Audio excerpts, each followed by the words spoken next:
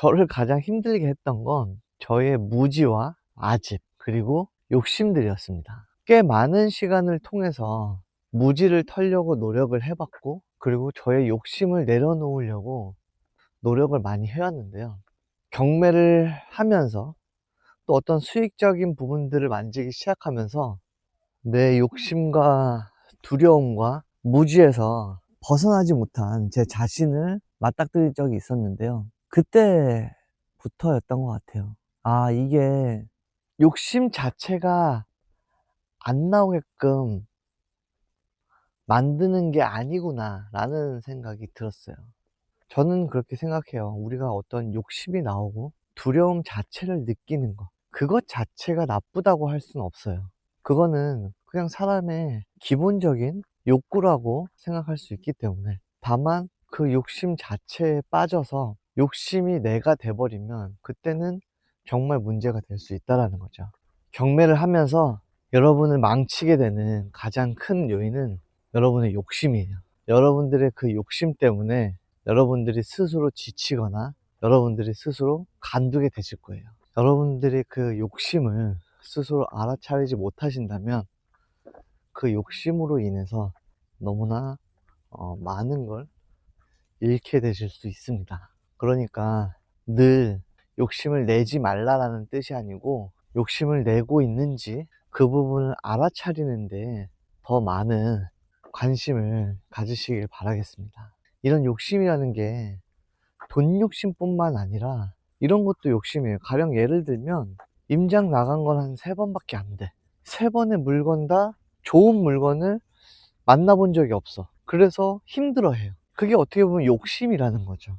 왜냐, 3번 임장 나간 경험이 3번밖에 없는데 이 3번의 임장 동안 좋은 물건을 만나지 못하니까 힘들다? 그 말은 반대로 말하면 나는 3번 안에 내가 좋은 물건을 선택을 해서 한 번 정도 만나야 된다 라고 생각하는 건 난 같잖아요. 빨리 좋은 물건을 만나고 싶다는 그 욕심이 있기 때문에 본인의 욕심으로 인해서 힘들어 한다는 거죠. 그래서 여러분들이 경매하면서 지금 힘들거나 혹은 두렵거나 이런 감정을 느끼고 계신다면, 어쩌면 여러분들은 스스로 여러분들의 욕심으로 인해서 그 감정을 느끼고 있을 확률이 굉장히 큽니다. 스스로한테 하는 질문을 던져보세요. 나는 어떤 욕심 때문에 내가 지금 이렇게 힘들어하고 있지? 내일 당장 여러분들이 임장 나가야겠다라고 생각이 들어도 막상 내일이 되면 문 밖을 나가기 전에 말도 안 되는 핑계들이 스스로 떠오르실 거예요.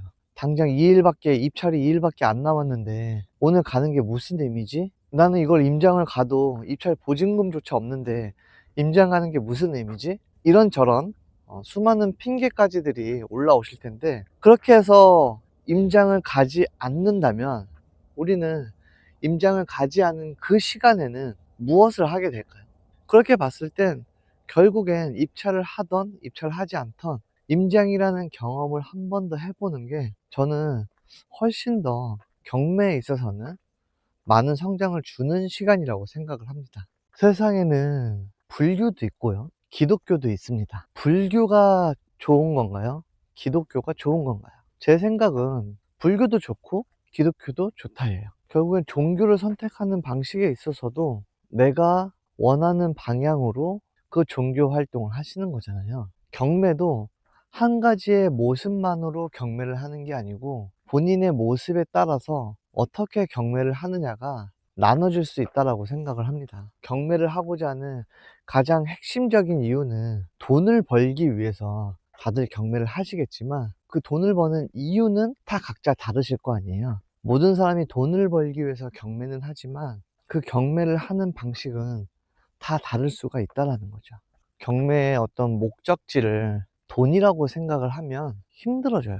돈을 바라보고 하는 경매는 스스로한테 많은 스트레스와 두려움을 안겨줍니다. 그런데 돈보다 성장을 우선적으로 생각을 하신다면 돈이 안 되는 물건이어도 그 경험을 통해서 여러분들 성장하시잖아요. 그렇게 성장을 하다 보면 그 성장의 크기만큼 여러분들한테 돈은 따라올 수 있을 거라고 저는 생각을 합니다. 제가 이번 영상을 사실 촬영하는 이유는 유튜브를 한 지 이제 3개월 정도가 됐잖아요. 제 유튜브의 목표는 100일 동안, 그러니까 3개월 동안 구독자 1000명이 사실 목표였어요. 근데 너무 감사하게도 3,000명이 넘게 이제 구독을 해주셔서 한편으로 이런 생각을 해봤어요. 그러면 나는 어떤 구독자분들이 모여 있을까? 그리고 그 구독자분들은 어떤 부분을 보고 구독을 하셨을까? 앞으로는 어떤 분들을 구독자를 모아갈 것인가? 그런 생각을 또 한번 해봤는데요. 단순히 조회수만을 위해서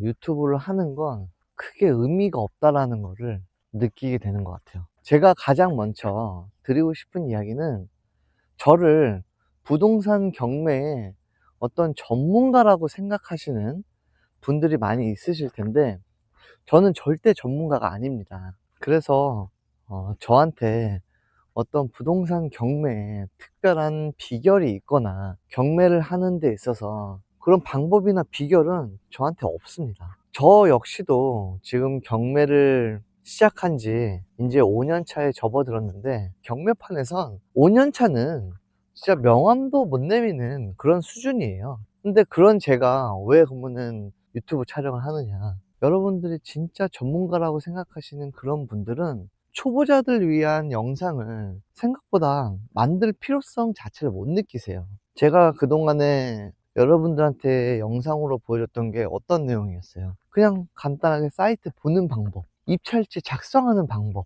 근데 이런 영상들을 주로 제가 촬영을 해왔는데, 생각해보면 경매 막 진짜 17년을 하시고 20년을 하신 그런 전문가 분들이 입찰지 작성하는 방법, 이런 걸 알려주고 있으면 얼마나 효율성이 그분한테서 떨어지겠어요.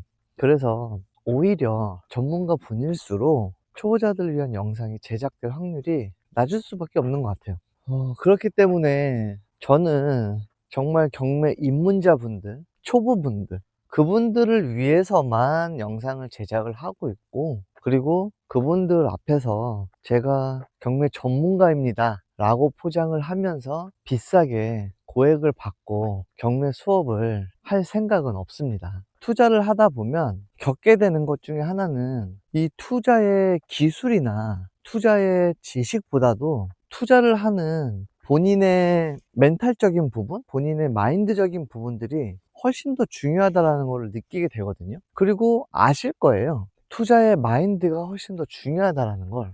아이러니하게도 그 부분에 대해서 언급을 하게 되면 뜬구름 잡는 소리가 되어 있더라고요.